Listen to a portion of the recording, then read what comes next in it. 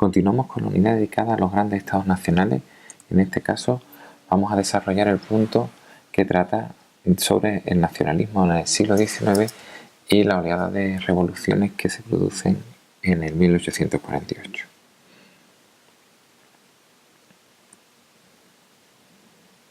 En primer lugar, habría que hablar, para desarrollar el tema nacionalismo, lo que se entiende o se entendía en aquellos momentos por nación como una comunidad política con derecho a crear un Estado organizado.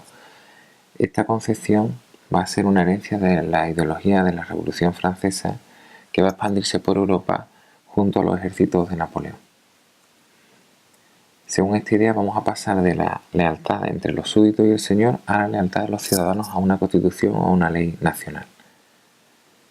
El nacionalismo va a basarse en dos principios, en dos pilares, sobre la relación que van a mantener la nación y el Estado. Por un lado tendremos el principio de soberanía nacional, por lo que la nación se considera la base legítima del Estado, y por otro lado el principio de nacionalidad, por lo que cada nación va a tener el derecho a formar un Estado y que las fronteras de ese Estado coincidan con las de la nación.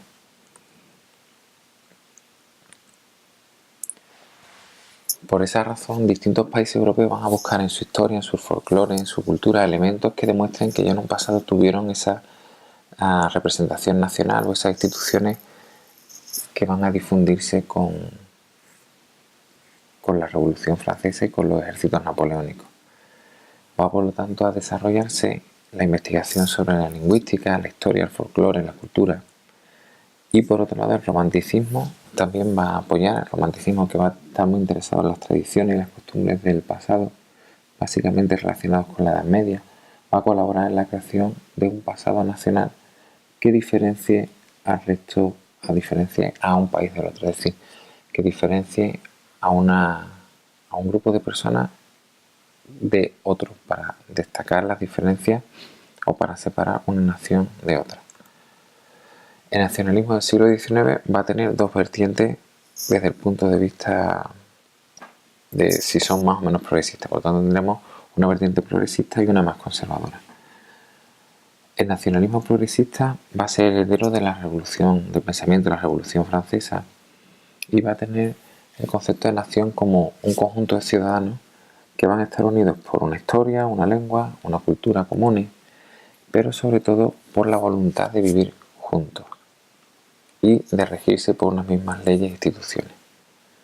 Por lo tanto, el carácter voluntario va a ser muy importante, porque el nacionalismo progresista dice que una persona puede pertenecer a una nación u otra según quiera, y que un conjunto de personas pueden tener la voluntad de formar una nación. Todo esto lo va a defender el republicano italiano Giuseppe Mazzini. Por otro lado, vamos a tener el nacionalismo conservador, que nos habla de la nación como un alma espiritual, algo inmutable, eterno, que se manifiesta de muchas maneras en la lengua, en la cultura, en muchas tradiciones, y que va más allá del deseo individual o de la voluntad de los ciudadanos. Es decir, eso existe independientemente de que se quiera o no se quiera. Por lo que como hemos dicho, no se basa en la voluntad, sino que existe previamente. Y va a formar parte de cada persona, va a acompañar a las personas siempre fuera donde fuera. Es decir, un alemán, por ejemplo, será alemán aunque viva fuera de Alemania, pero por otro lado, un polaco nunca va a ser alemán aunque viva en Alemania. A diferencia del nacionalismo progresista, que considera que una persona puede adoptar la nacionalidad que quiera o que le convenga. Por lo tanto, una comunidad va a constituir una nación cuando la historia, la cultura y la tradición lo determine. Interesante ver la diferencia entre que el nacionalismo conservador determina, dice que hay una determinación, una especie de destino en convertirse en nación. Sin embargo, el nacionalismo progresista, como ya hemos comentado, tiene que existir la voluntad de convertirse o no en nación. Esta teoría va a estar defendida por los románticos y por algunos filósofos alemanes, como el caso de Fichte. Y ambas concepciones, ambas maneras de ver el nacionalismo, aunque parezcan opuestas o distintas, van a convivir y se apoyarán durante los siglos XIX y XX.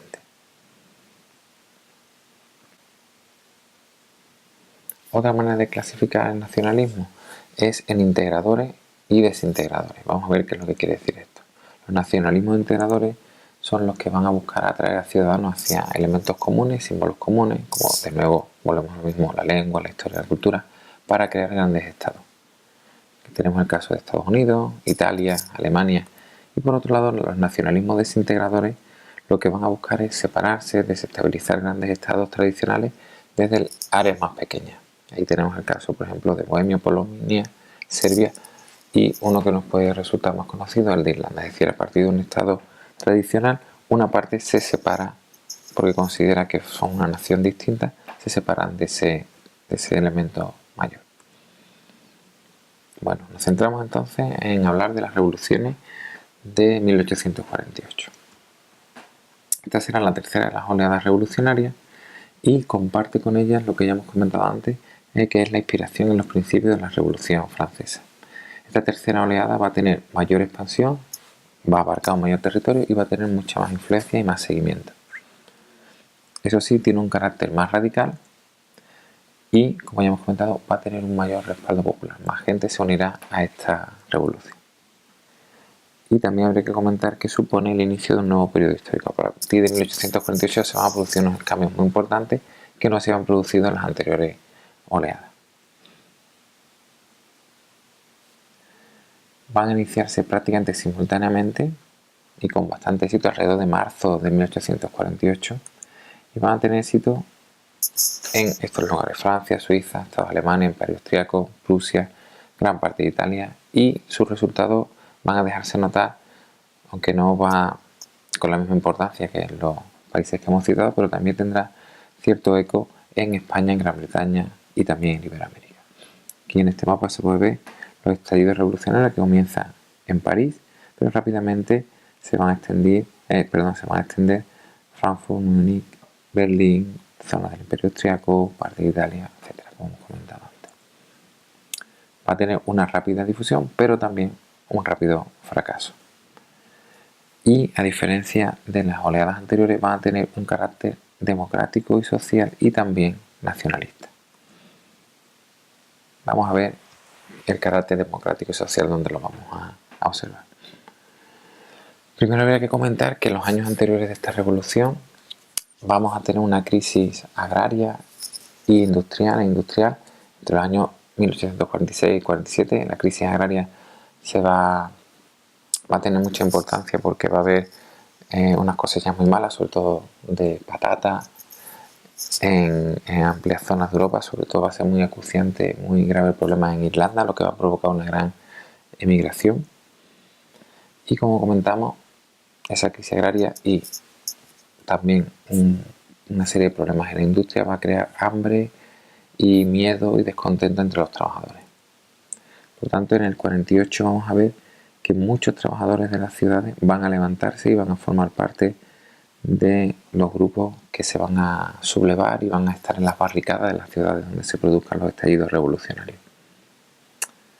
Van a ser, por tanto, importantes protagonistas estos trabajadores y van a reclamar derechos y libertades, pero los derechos y libertades más radicales dentro de la Revolución Francesa. Es decir, los que aparecían en esa Constitución que no se llegó a poner totalmente en marcha, que es la Constitución de 1793, la del periodo de la Convención, cuando tenían el poder los jacobinos, los sans-culottes, como ya comentamos en el tema anterior. ¿Cuáles son los derechos y libertades que van a reclamar? Un sufragio general masculino, no ya un sufragio censitario, una república democrática y social, pero hay que recalcar que una república, asistencia a pobres, a desempleados y el derecho al trabajo, entre otras cosas.